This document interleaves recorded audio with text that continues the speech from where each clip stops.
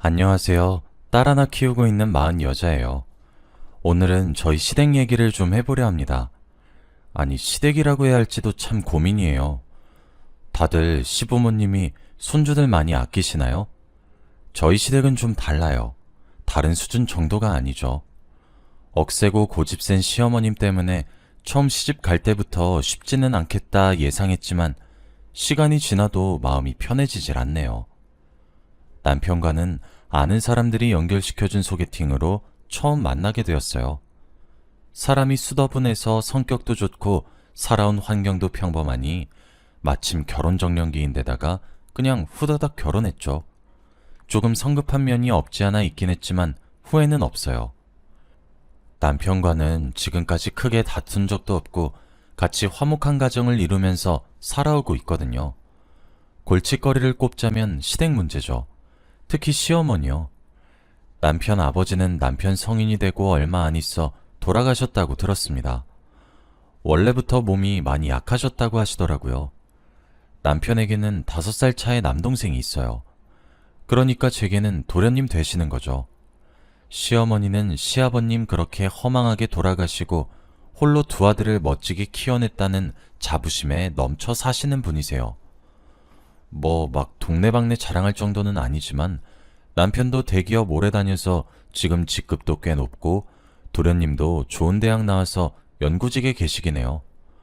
어느 정도 안정된 삶은 보장되어 있는 셈이죠. 그동안 고생해온 본인에 대한 대견함이나 아들들은 향한 자부심 좋죠. 근데 그 자부심이 왜 며느리들을 괴롭히는 걸로 나타나는 걸까요? 제가 처음 시어머니께 인사드릴 때도 그랬어요. 그때는 결혼 얘기 나오기도 전이었고 예비 며느리 이런 관계도 아니었는데 대화 흐름도 끊어먹을 정도로 자기 아들이 얼마나 잘났는지 과시하면서 기어코 제 길을 팍 꺾어 놓으려고 하시는 게 눈에 보이더라고요. 그때 제가 눈치가 좀 없었어서 그냥 다 웃으면서 네네 어머님 말씀 다 맞아요. 저도 그런 사람 만나고 있으니 능력 좋은 거죠. 하고 웃어넘겼는데 제 말이 뭔가 심기가 불편했는지 그 이후로 묘하게 제 행동이나 말에 트집을 잡으시더라고요. 사실 저도 나름 이름 있는 명문대 나왔어요. 근데 졸업하고 한 회사에서 뼈 묻으면서 일할 결심은 안 생기고 게다가 딱딱한 조직 문화랑 제 성향이 안 맞을 게 눈에 뻔해서 저는 그 당시 그냥 중고등학생들 과외로 벌어먹고 있었어요.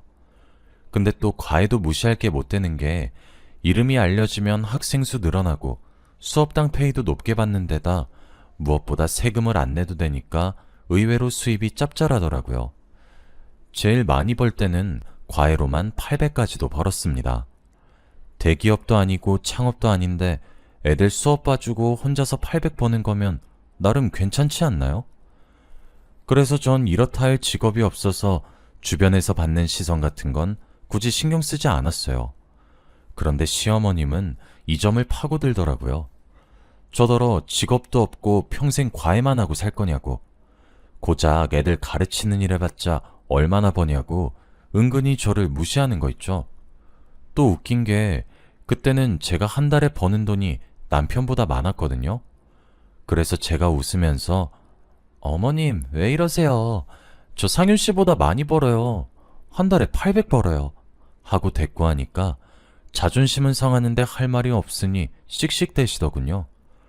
저도 그때는 아직 어리기도 하고 예의 차리기보다는 누가 제 자존심 긁으면 가만히 못 있는 성격이었기 때문에 저렇게 반응했어요. 시간 지나서는 결혼하고 시어머니께 많이 구박당하면서 성격 많이 죽었죠. 근데 또 제가 저렇게 많이 벌고 있다는 걸 알게 된 시어머니가 결혼 후에 시도 때도 없이 저를 시댁으로 불러서 세탁기가 시원치 않네. 냉장고 성능이 영 안 좋네.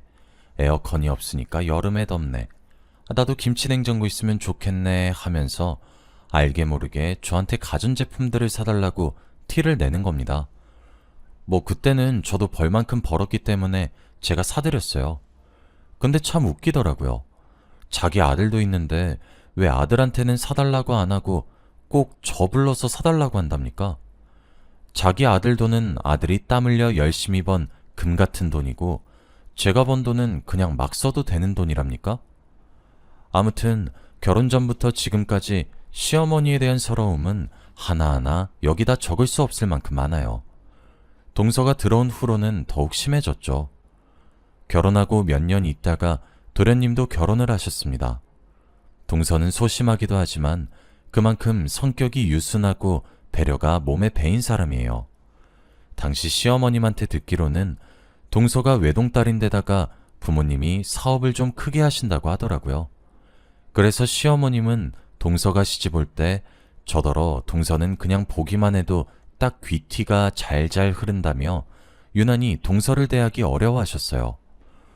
보통 집안 행사로 가족들이 모이면 동서는 애가 곱게 자라서 깎아본 적이나 있겠냐고 과일 하나 못 갖게 하시고 설거지며 음식 준비며 전부 저를 시키고 동서가 건강이 막 안 좋은 건 아닌데 감기 잘 걸리고 좀 허약 체질이라 저 몰래 한약도 지어다 주고 암튼 뭐라도 좋은 거 있으면 전부 도련님이랑 동서네한테 갖다 주는 겁니다.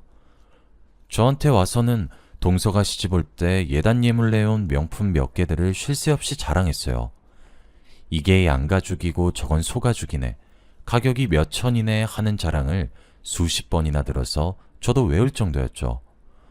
이럴 때 보면 참 단순하세요. 시어머님이 떼써서 멀쩡한 가전제품까지 제 생돈 들여 새로 사준 거랑 시집 와서 몇 년째 바가지 긁히면서 음식 청소한 것까지 경제적 가치로 다 환산하면 동서가 준 명품들보다 더 비쌀 것 같은데 그저 명품이라면 좋아서 해볼래 하는 게요. 시어머님은 도련님이랑 동서 처음에 결혼 얘기 나왔을 때도 원래 같았으면 감히 연구원인 자기 아들을 어떻게 아무나랑 막 결혼시키겠냐고 궁시렁댔을 법도 한데 집안 배경 짱짱한 동서는 아무나가 아니었는지 아주 침이 나오도록 해벌쭉 웃으셨죠. 그걸 가만히 듣고 있으려니 그럼 저는 아무나인가 싶어 새삼 서럽더라고요. 저도 저희 부모님만의 귀한 딸인데 어떻게 이렇게 대우가 다를 수가 있나 싶어 시어머니께 계속 실망했습니다. 하루는 남편더러 당신은 안 속상하냐고 물으니 원래 어렸을 때부터 자기는 좀 과묵하고 진중한 성격이었던데 반해 도련님은 막내이기도 하고 애교도 많은 성격이라 가족 내의 귀염둥이였다고 하더라고요. 지금도 시어머님한테는 도련님이 제일 잘하고 있지 않냐며 계속 그래와서 자기는 별 생각 없다고 저보고도 너무 마음 쓰지 말라고 말해주더군요.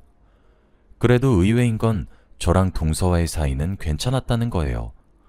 보통 시어머님이 이렇게 차별하시면 쌓이는 게 많아서 괜히 동서가 얄미울 법도 한데 동서가 참 착하고 사람이 순해서 시어머님이 그럴 때마다 자기가 더 곤란해하는 눈치가 보였죠. 게다가 시어머님한테 챙겨받은 것들은 꼭 그 뒤에 저한테 몰래 와서 다 나눠주고요. 어떻게 보면 맏며느리가 동서한테 얻어먹는 거 체면도 없냐 할 수 있지만 그걸 떠나서 동서 잘못도 아니고 저 생각해주는 그 마음씨도 착하잖아요. 둘이서 가끔 시어머니 몰래 둘이 백화점 가서 쇼핑도 하고 맛있는 것도 먹으러 다니면서 친한 언니 동생 사이처럼 지냈어요. 그러던 차에 저는 임신을 하게 됐죠. 이제야 말하는 거지만 저희 시어머님은 자기가 아들들만 낳아 길러봐서 그런지 유난히 남아선호 사상이 심하셨어요. 딸은 키워봤자 나중에 시집가면 하등 소용없고 아들 키워놔야 나중에 집안 일으키고 보답받는다며 자기가 두 아들 홀로 키운 산증인 아니냐며 박박 우기시는 거예요. 솔직히 저나 남편은 아이 성별 같은 건 신경 안 썼어요. 오히려 내심 둘 다 딸이었으면 좋겠다고 생각하고 있었죠. 요즘도 세상이 워낙 바뀌어서 시댁 빼면 다들 싹싹하고 부모한테 잘하는 딸 갖고 싶어 하지 아들은 별로 안 반가워하더라고요. 아무튼 저보고 맏며느리니까 꼭 아들 낳으라는 소리 귀에 딱지가 않도록 하셨어요. 시간이 조금 지나 의사 말을 듣고 제 뱃속에 있는 아이가 딸이라는 걸 알고는 언제 그랬냐는 듯 관심을 싹 끊으시면서 혼잣말인 척 제게도 다 들리게 에휴 글렀네 글렀어 하면서 싫은 소리를 계속 하시더군요. 딸아이 태어나던 날에도 웃기는커녕 뭐가 그렇게 마음에 안 드시는지 입술을 꾹 다물고 심기불편한 티를 팍팍 내시더라고요. 남편이 시어머님한테 잠들어 있는 갓난아이 데려가 한번 안아보시라고 첫 손주라고 하는데도 듣는 둥 마는 둥 하더니 저리 치우라고 남편한테 다시 떠미는 겁니다.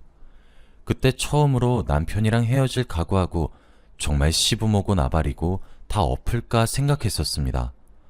아이가 무슨 물건인가요? 저리 치우게.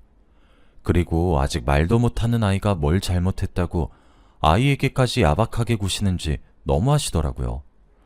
제가 딸을 출산하고 1년이 채 안 되어 동서도 임신을 하게 되었어요. 어머님은 그렇게 아껴라 하는 동서가 임신까지 해서 아주 좋아 죽으려고 하시더군요. 동서에게 보양식이며 한약이며 해서 갖다 바치고 제철과일도 챙겨주고 뭐 임산부한테 좋다고 하는 거 있으면 새벽에라도 전화해서 알려주는 거 사실 부담스럽다고 동서가 털어놓을 정도로 지극정성이셨어요. 중간에 병원에 가서 동서 아이가 딸이라는 게 밝혀졌어요. 시어머님이 어떻게 나오실까 하던 참에 시어머니는 동서도 딸을 가졌다는 소리에 불편한 기색을 내비치면서도 그래도 큼큼 하고 못 가다듬고는 또 둘째 가지면 된다고, 둘째는 꼭 아들 낳으면 된다고 달래는 겁니다. 시어머니의 저런 모습을 보고 있자니 차라리 제 처지가 좀 더 낫다는 생각도 들더라고요. 시어머니가 동서를 좋아하시긴 하지만 그만큼 아낀다는 핑계로 동서한테 간섭도 많이 하고 도련님이랑 동서를 심심하면 불러댔거든요. 무조건 자기 엄마 말 잘 듣는 것만 효도인 줄 아는 도련님도 시어머니 호출이라면 거역 안 하고 매번 출동하고요. 차라리 아예 미운 털이 팍 박혀서 싫으면 싫은 대로 동선의 부부보다는 자주 안 보고 사는 제 처지가 좀 더 나은가 싶었습니다. 하루는 동서에게 전화가 왔어요. 동서가 출산하고 얼마 있지 않은 시점이었는데 동선의 친정아버지가 하시던 사업이 부도가 났다고 하더군요. 그동안 문제가 생길 때마다 이리저리 임시방편으로 막아뒀던 재정난이 한꺼번에 터지는 바람에 어떻게 손도 못 쓸 정도로 어마어마한 금액이라 속수무책으로 파산 신청을 하는 수밖에는 없었다고요. 동서가 전화 와서는 그 충격으로 지금 아버지가 쓰러지셔서 못 깨어나고 계신다고, 자기는 어쩌면 좋냐고 서럽게 울면서 전화 왔는데 항상 밝게 웃는 모습만 보여줬던 동서의 우는 목소리를 듣고 있자니 저까지 마음이 쓰리더라고요. 하필이면 출산한 지 얼마 되지도 않았는데 갑자기 집안이 망하고 아버지 쓰러졌다는 소식을 들은 동서 심경이 어땠을까요? 그리고 얼마 안 있어 동서 친정아버지가 돌아가셨다는 소식이 전해졌습니다. 동서 아버지가 계셨던 병원으로 곧바로 달려갔는데 가보니까 동서가 거의 정신이 나가서 복도에 있는 의자에만 가만히 앉아있더군요. 그 앞에는 시어머님이 동서에게 뭐라 말을 하는 것 같았고요. 좀 더 가까이 다가가 보니 말이 들리는데 시어머니가 동서한테 온갖 쌍욕을 다 하고 있더라고요. 어쩔 거냐고, 집안 믿고 우리 아들 장가 보냈더니 이렇게 폭삭 망할 줄 알았으면 결혼 안 시켰다고 책임지라고 하면서 동서를 있는 힘껏 벽 쪽으로 밀치고 아주 난리도 아닌 겁니다. 자기 아버지 돌아가신 충격으로 정신이 없으니까 동서는 아무 저항도 못하고 있고요. 제가 깜짝 놀라 달려가서 시어머님을 동서와 떼어놓았습니다. 그 이후로 시어머님이 막무가내로 동서를 구박하기 시작하셨어요. 옆에서 지켜보니 전에 늘 저보고 시키시던 허드렛 일은 다 동서 시키고 동서가 자기 눈에 띄기만 해도 있는 눈치 없는 눈치 다 주시면서 사람 피말리게 하시더라고요. 동서는 또 사람이 순해서 시어머님이 시키는 대로 군말 없이 다 하고요. 그것도 모자라서 아이들한테까지 아들 아니고 아무 쓸모짝에도 없는 계집 애들이라며 눈치 주시고 나아가서는 아예 관심도 안 주시더군요. 그냥 손주가 없으신 분처럼 구셨어요. 동서의 비극은 이걸로 끝이 아니었습니다. 도련님이랑 동서가 이사하려고 부동산 계약을 했는데 사기를 당해서 돈을 다 날려먹은 겁니다. 도련님 직업이 연구직이긴 해도 연봉이 엄청 높은 것도 아니고 동서도 직업이 없는 데다 집안이 망했는데 부동산 사기까지 당하니 두 사람은 어쩔 수 없이 시어머니께 도움을 요청해서 시어머님 집에 들어가 살게 됐죠. 우연히 시댁 들리니까 시어머님은 맨날 늘어지게 누워서 놀고 있고 동서만 청소하랴 빨래하랴 밥 차리랴 시어머니 구박까지 받아가며 모든 집안일을 다 하고 있더군요.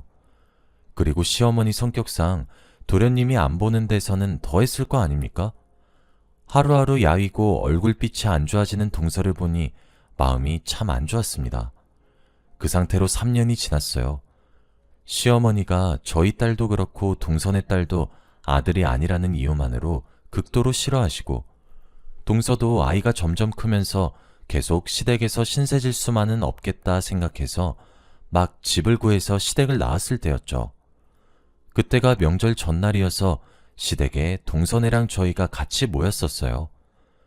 내일 제사 지낼 음식 준비는 다 마친 상태여서 오랜만에 동선애랑 저희 부부랑 아이들은 어차피 일찍 자니까 시어머님께 맡기고 술이나 마시러 갈까 했죠. 저희가 그래도 되겠냐고 시어머님께 물으니까 의외로 흔쾌히 그러라면서 알겠다고 자기가 아이들 보고 있겠다고 그러는 겁니다. 시어머님도 시간이 지나서 그 억센 성격이 한풀 꺾이신 건가 안일하게 생각했네요. 그게 전혀 아니었는데 말이죠. 저희가 오랜만에 20대 된 기분으로 다 같이 한잔하고 시댁으로 돌아왔는데 방에 들어가 보니 자고 있어야 할 아이들이 없는 겁니다. 대체 이게 어떻게 된 일인가 싶어 본인 방에서 TV 켜고 퍼질러 주무시고 계시던 시어머님을 냅다 깨워서 아이들 어디 갔냐고, 왜 방에 없냐고 물었습니다. 그랬더니 시어머님은 졸린 눈을 비비면서 아니 걔네는 방에서 잘 자고 있겠지 왜 호들갑이냐며 졸음기 섞인 말로 느릿느릿 말씀하시더라고요. 그래서 제가 방에 가봤는데 애들이 없다고 사라졌다고 말씀드렸어요. 그런데도 시어머님은 아직도 사태의 심각성을 느끼지 못했는지 어련 알아서 잘 돌아오겠지 왜 자는 사람을 깨우냐고 성질을 부리시더군요. 동서는 아이 이름을 몇 번 부르다가 어떡하냐면서 무슨 일 생긴 거 아니냐고 마음이 약해져 울고 저도 미칠 것 같았는데 간신히 정신줄 잡고 경찰에 신고하고 아이를 찾으러 다녔습니다. 현관에 아이 신발들도 없는 걸로 봐서는 두 아이들이 아예 밖에 나간 것 같았는데 아파트 단지를 쥐잡듯 뒤져도 안 보이는 겁니다. 이 밤에 아이들이 혹시나 해코지라도 당했을까 하는 끔찍한 상상을 일부러 억누르고 있었어요. 남편과 도련님은 시어머님께 진짜 무슨 일 있었는지 모르냐고 묻고 시어머님은 모른다고 자기는 저희 나가자마자 거의 곧바로 잠들었다고 하면서 너희 오기 전까지 아이들이 멀쩡히 방에서 자고 있는 줄 알았다고 계속 말씀하시더군요. 내가 왜 아이들을 두고 나갔던 걸까 하며 계속 후회하고 있었죠. 만약 이 이후로 다시는 아이를 보지 못한다면 다시는 제 스스로를 용서할 수 없을 것 같았습니다. 새벽 3시쯤이었을까요? 갑자기 초인종이 울리는 겁니다. 누군지 확인할 새도 없이 혹시나 아이들이 돌아온 건가 싶어 문을 발칵 열어 제꼈죠. 문을 여니 바깥에는 웬 경찰관 한 분과 아이들이 있었습니다. 저도 동서도 아이들을 보자마자 달려나가서 끌어안고 어디 있었냐고 계속 찾았다고 하면서 펑펑 울었습니다. 경찰관 분이 있었던 일을 설명해 주시더군요. 요즘 잡범들이 워낙 설치고 다녀서 치안이 안 좋은 산 주변 근처로 야간 순찰을 도는 중이었는데 웬 아이들이 보였다고요. 도저히 4~5살 먹은 아이들이 어른 없이 산까지 올라왔을 리는 없다 생각해 왜 여기 있냐고 어른은 어디 갔냐고 아이들에게 물었대요.